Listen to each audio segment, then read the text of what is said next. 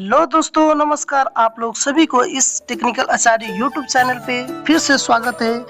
और आज का हमारा कंटेंट है आरोग्य वर्धिनी गुटिका। तो आज हम लोग इस आरोग्य वर्धिनी गुटिका के बारे में इसका इंट्रोडक्शन पढ़ेंगे, इसका ingredients, how to make the drug, इसका doses, uses with reason, side effects, contraindication and its clinical aspect के बारे में चर्चा करेंगे। तो बिना टाइम वेस्ट किए आज का टॉपिक करते हैं स्टार्ट। सबसे पहले तो इंट्रोडक्शन। ये एक प्रकार के रस कल्पना है, अर्थात रस प्लस कल्प। रस मीन्स पारद और कल्प मीन्स कल्पना। ये एक प्रकार के पारद का कल्पना है जिसमें पारद का प्रयोग किया जाता है।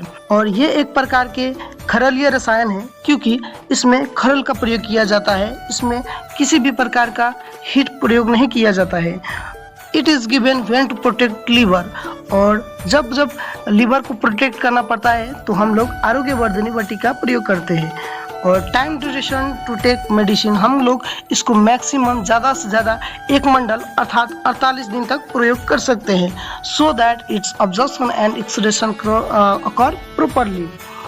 और इसका मेन इंग्रेडिएंट हम लोगों को पता ही है, कुटकी होता है। अब इसके इंग्रेडिएंट्स की बात करें तो सबसे पहले शुद्ध पारद और कंधक होता है। उसके बाद लौह भस्म, अभ्रक भस्म, ताम्र भस्म, शुद्ध गुगलू, शुद्ध शिलाजित, हरित की विविध की, आम्ल की, एरंडमूल और कटकी होता है। अब इसके भावना द्रव्य की बात करें तो भावना द्रव्य नींब पत्र शौरस होता है।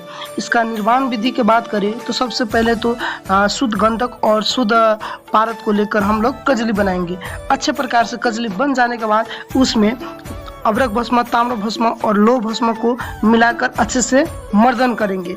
और अच्छे से मर्दन हो जाने के बाद फिर उसमें शुद्ध गुगलू को कूटकर अच्छे से नरम सॉफ्ट करके और शुद्ध शिलाजुत लगाए सब कुटकी और एरंडमूल सबको अच्छे से चूर्ण करके खल में रखेंगे। और खल में रख के हम लोग नींब पत्र शौरस के भावना देकर 2-2 रति के गोलियां बनाएंगे। अब इसके अनुपान की बात करें तो अनुपान हम लोग आद्रशौरस के साथ ले सकते हैं, इसको मधु के साथ ले सकते हैं, नींब पत्र शौरस के साथ ले सकते हैं, क्षीर, दूध और जल के साथ ले सकते हैं।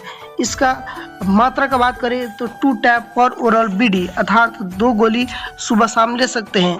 इसका मैक्सिमम डोज का बात करें तो 3 से 75 mg से लेकर 1 ग्राम डिवाइडेड डोज में ले सकते हैं।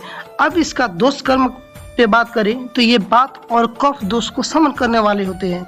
इसका मुख्य उपयोग देखें तो कुष्ठ, जिनजोन, मधुमेह, मेदोदोष, यकृत विकार, हृदय रोग और पाचन विकारों में दे सकते हैं। अब इसको ओबेसिटी में क्यों देंगे, मेदो रोग में क्यों देंगे तो for reducing its waist circumference, कमर के सरकमफ्रेंस को रिड्यूस करने के लिए ताम्र भस्म और गुगलू एकदम अच्छे होते हैं।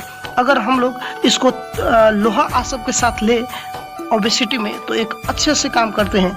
वैसे ही अगर प्रमेह का बात करें तो हम लोगों को पता ही है कुटकी एक इंसुलिन के रूप में काम करते हैं। और प्रमेह में क्या होता है कि डायबिटीज़ में क्या होता है कि इंसुलिन का ही कमी होता है, तो ये फास्टिंग ब्लड शुगर को कम करता है और इंसुलिन के रूप में काम करते हैं। अगर हम शिलाजीत का बात करें तो शिलाजीत इसमें इंग्रेडिएंट होने के कारण से ये शुगर और लिपिड का अब्जॉर्प्शन का मेंटेन करके रखता है। शुगर और लिपिड का अब्जॉर्प्शन घटा देता है। और यही सब है। अब इसका कंट्राइंडिकेशन का बात करें तो ये 12 वर्ष से कम और प्रेग्नेंट वुमेन को नहीं देना चाहिए क्योंकि इसमें मेटल इंग्रेडिएंट सब है। अब इसको clinical prescription as per disease कैसे हम लोग क्लिनिक में दे सकते हैं तो जैसे टॉन्सिलाइटिस में आरोग्य वर्धिनी वटी और कंचनार गुगलू, साथ साथ और भी जैसे टंकन भस्म भी हो ऐसा है वो सब भी दे सकते हैं। वैसे ही एक लंग्स डिजीज होता है प्लूरिशी, इसमें आरोग्य वर्धिनी वटी और लक्षादी गुगलू एकदम इसका कॉम्पोजिशन अच्छे से काम करता है। वैसे ही स्पॉन्डाइलोसिस में आरोग्य वर्धिनी वटी और सिंहनाद गुगलू का कॉम्बिनेशन अच्छा काम करता है। कोलीलिथियासिस में अगर हम लोग आरोग्य वर्धिनी वटी, कंचनार गुगलू, त्रिफला चूर्ण ऑल्सो डिऑक्सीकोलिक एसिड अगर हम लोग 2 से 3 महीना तक देंगे तो छोटा से छोटा कोलिलिथियासिस ब्रेकडाउन हो सकते हैं। अगर लीवर डिजीज़ का बात करें तो जैसे कि हेपाटोमेगाली, हेपेटाइटिस ए बी सी, ये सब लीवर सिरोसिस है ना, ये सब में आरोग्यवर्धनी बटी और पुनर्वा रिस्ट का कम्बाइनेशन देंगे तो ये अच्छा से अच्छा रिजल्ट देगा।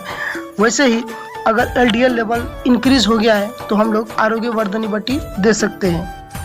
वैसे ही फीवर के केस में आरोग्यवर्धनी बटी, महासुदर्शन चूर्ण, लक्ष्मी विलास रस और भी दे सकते हैं। तो अब इसका diet avoided during taking this medicine, अगर हम लोग ये ड्रग्स आरोग्यवर्धनी बटी ले रहे हैं तो कौन कौन से ड्रग्स नहीं खाना चाहिए। तो सबसे पहले कुकुम्बर, करेला, कोमड़ा, हम लोगों को गाँव घर में बोला जाता है कोमड़ा, वो नहीं खा सकते हैं। कुष्मांड, काकमासी, इंद्रयव, कुसुम, कंबल साग, ये सब नहीं खा सकते।